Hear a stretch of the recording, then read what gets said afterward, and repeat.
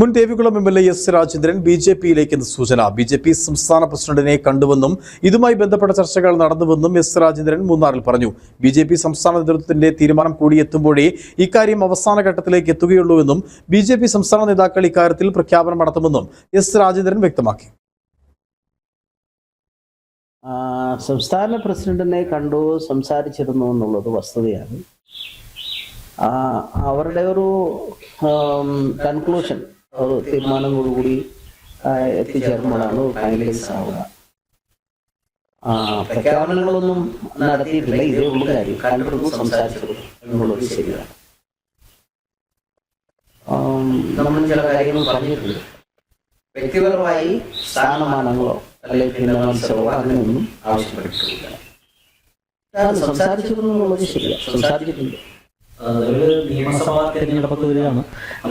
മത്സരിക്കാൻ സാധ്യതയുണ്ടോ? ഞാൻ മത്സരിക്കാൻ ഉദ്ദേശിച്ചിട്ടില്ല. മത്സരം നേരത്തെയും പണ്ടും അങ്ങനെയൊക്കെ തന്നെയാണ്. നേരത്തെ 2014 ഞാൻ ഒഴിവാക്കാൻ തോന്നിയതാണ്. പിന്നെ ചില സാഹചര്യങ്ങളിൽ ചിലത് വന്നുപോയി. നമ്മളിപ്പോൾ അതിലേക്കൊന്നും കടക്കുന്നില്ല. എന്നാലും വ്യക്തിപരമായ ഒരു നേട്ടത്തിനോ ഒരു തെരഞ്ഞെടുപ്പിന് വേണ്ടിയോ സ്ഥാനമാനത്തിന് വേണ്ടിയോ പ്രവേശനം ആഗ്രഹിക്കുന്നില്ല. അതാണ് അതിന്റെ ശരി. അവരാണ് പറയുന്നത്. പ്രഖ്യാപനം എന്ന് പറയുന്നത് ഒറ്റയ്ക്ക് ചെയ്യുന്നതല്ലോ, അവർ ചെയ്യുക.